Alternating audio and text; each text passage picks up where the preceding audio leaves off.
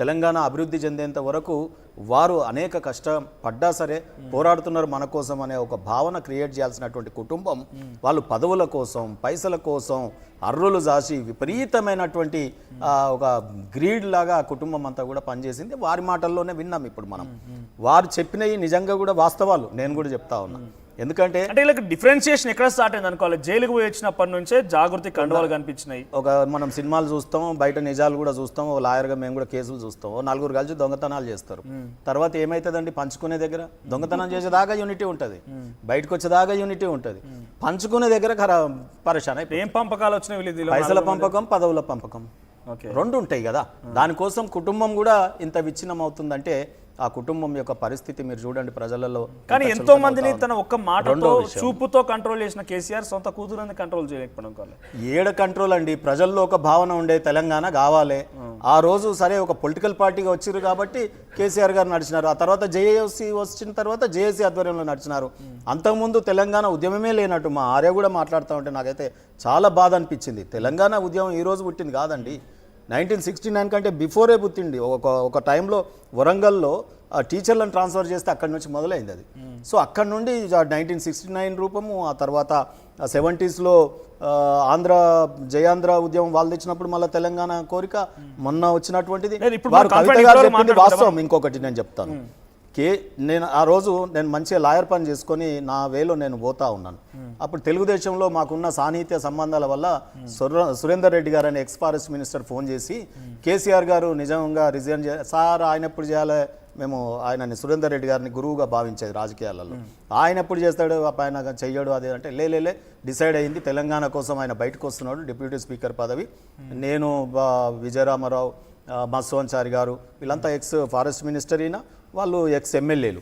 So వీళ్ళంతా ఒక టీమ్గా సో ఉండి నన్ను ఫోన్ చేస్తే కూడా నేను వెళ్ళిన. ఒక 3 నెలల కింది నుంచే ఆయన ఎంబడి ట్రావెల్ చేసినాం. కానీ నమ్మకంతో ఆయన ఎంబడి ఏం ట్రావెల్ చేయలేదు. తెలంగాణ కావాలనే ఒక ఏదైతే ఉందో దానికి ఒక ఫేస్ ఆ రోజు నేనేమంటున్నా, వారు అన్నారు ఈ రోజు పేర్లు అన్నారు. నిజంగా తెలంగాణ మొదలైంది అక్కడ. హరీష్ రావు గారు లేరు, కేటీఆర్ లేరు, ఆమె కూడా లేదు, ఆమె ఒప్పుకుంటుంది. అసలు ఎవరు లేరండి కుటుంబంలో. వారు కూడా తనకు ఏమి అన్యాయం జరిగిందో వారు వచ్చినారు.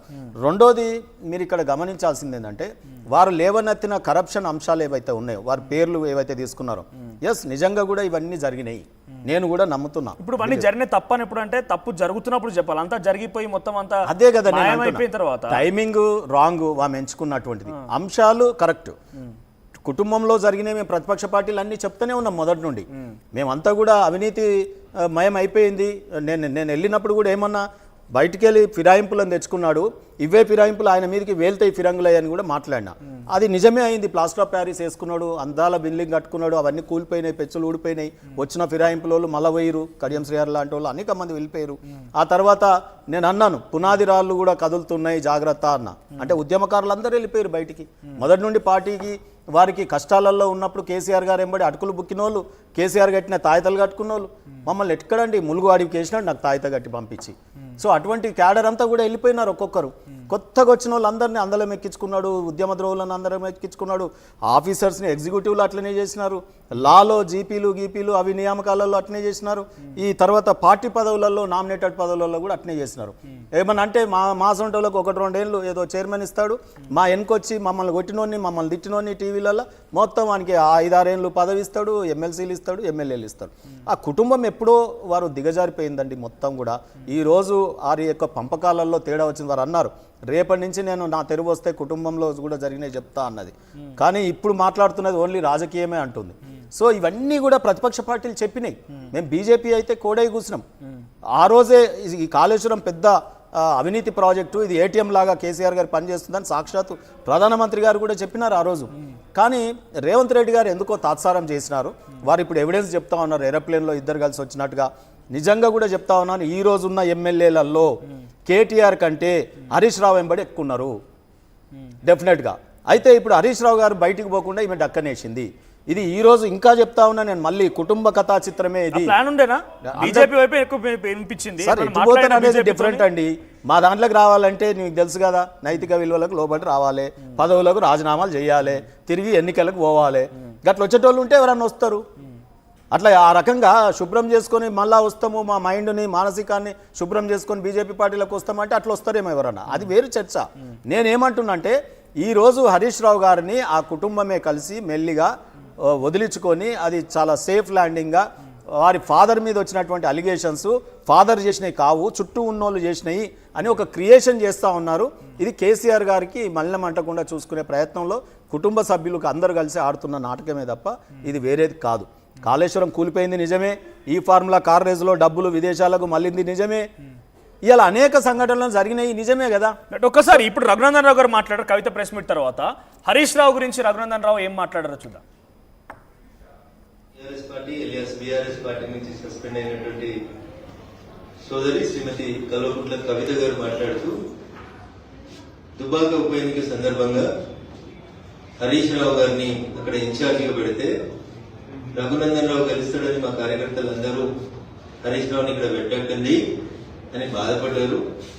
అయినా మేము హరీష్ రావుని అక్కడ పెట్టడం వల్లనే పరోక్షంగా అని చెప్తుంది రఘునందన్ రావు గెలిచింది అనేటువంటి అర్థం వచ్చేలా మాట్లాడారు. కవిత గారు మీరు ఎప్పుడు మాట్లాడుతున్నారో నాకు తెలియదు, కానీ నేను అప్పుడే చెప్పాను, దుబ్బాకకి మీ అన్నతో పాటు సిద్దిపేట జిల్లాకి ఇన్ఛార్జి మంత్రిగా ఉన్నటువంటి హరీష్ రావు అనేట ఆయన చేసిన అన్యాయం అంతా ఇంత కాదని నేను 100 సార్లు చెప్పాను.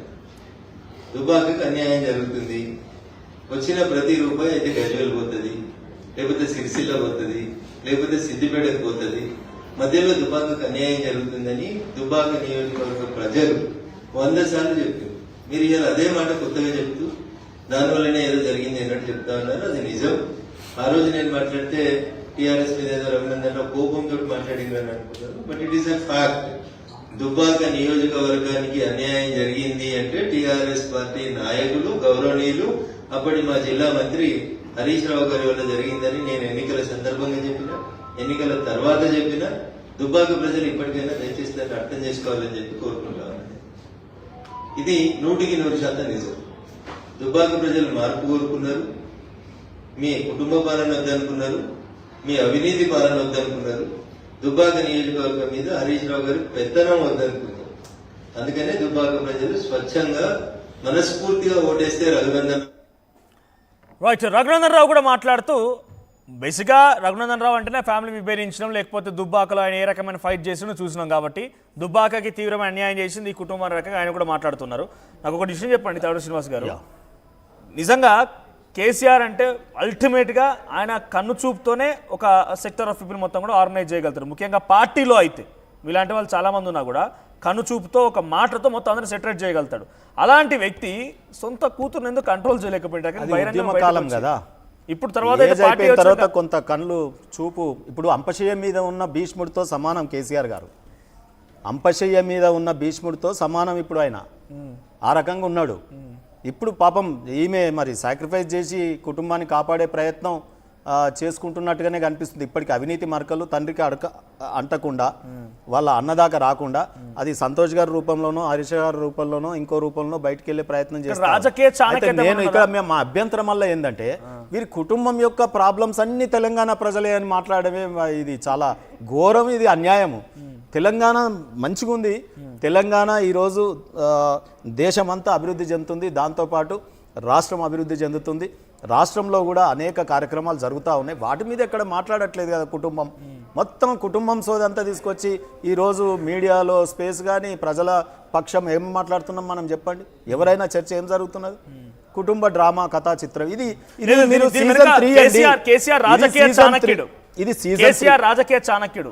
కేసీఆర్ స్కెచ్ ఏమైనా ఉందా? 100% సీజన్ 3 ఇది కేసీఆర్ గారి డైరెక్షన్. కేసీఆర్ గారి డైరెక్షన్ లోనే ఇది జరుగుతుంది. నేను ఆ రోజు చెప్పినా, మొన్న చెప్పినా, 3 నెలల కింద చెప్పినా, 6 నెలల కింద చెప్పినా. ఏం డైరెక్షన్ అయి ఉంటది? ఏం డైరెక్షన్? పార్టీ కంటిన మలినాన్ని ఏదో రూపంలో తొలగించుకుంటున్నారు. దాంట్లో కొంత స్కేప్ గోటు వీరు కావచ్చు కాక ఈమెనే. ఇప్పుడు ఈరోజు ఒకటి మీరు అర్థం చేసుకోండి, కవిత గారు ఉత్సాహంగా ఉన్నారా, చాలా బాధలో ఉన్నారా? అసలు వచ్చే ఆమె మిలిటెంట్ లాగా అటాకింగ్ స్టార్ట్ చేస్తూ ఆమె అనుకున్నది ఏదో సాధించినట్టుగా ఫీల్ అవుతా ఉంది. అంటే ఆమె ముందే ఊహించుకున్నటువంటిది, ముందే ఉన్నటువంటి స్క్రిప్ట్ ఏదైతే ఉందో చాలా సరిగ్గా నేను అమలు చేస్తూ ఉన్నా, కరెక్ట్ జరుగుతూ ఉందని. ఇంతకుముందు నేను అన్నాను కదా, ఆ ఏదైతే లెటరేడ్ ఉందో అది టీఆర్ఎస్ పార్టీ లెటరేడ్ కాదు, మేము చూసింది అయితే కాదు. నేను పార్టీ సెక్రటరీ, అతను చాలా లాంగ్ పీరియడ్ ఒక దాదాపు ఒక 18 ఏళ్ళలో ఎంతో నేను సెక్రటరీ మొన్నటి వరకు ఏ లెటర్ ప్యాడ్ అది. సో రెండోది ఒక సస్పెన్షన్ అంటూ చేస్తే ఆయన ఎవరండి మన అడ్వకేట్ భరతన సంతకం చేసినాడు, తర్వాత రవీందర్ రావు చేసినాడు ఎమ్మెల్సీ. తోటి ఎమ్మెల్సీ సస్పెండ్ చేస్తుందా? ఆయన పార్టీలో ప్రధాన కార్యదర్శి కదా. అరే పార్టీ ప్రధాన కార్యదర్శి ఏం రాసిండు మీద? కేసీఆర్ గారు నిర్ణయించుకున్నారు. కేసీఆర్ నిర్ణయించుకున్నది నువ్వెట్లా చెప్పగలుగుతావు? రాతపూర్వకంగా ఆయన పెట్టాలి కదా సంతకం. ప్రెసిడెంట్ నిర్ణయించుకున్నారు మా అధ్యక్షులు అన్నారు, దాన్ని వర్కింగ్ ప్రెసిడెంట్ అన్న ఎగ్జిక్యూట్ చేయాలి. కానీ వీళ్ళు డిక్లేర్ చేస్తా ఉన్నారు. ఇప్పుడు నేను ఒకటి చెప్తాను, నీకు అర్థమయ్యే భాషలో చెప్తా, ప్రజలకు అర్థమయ్యే.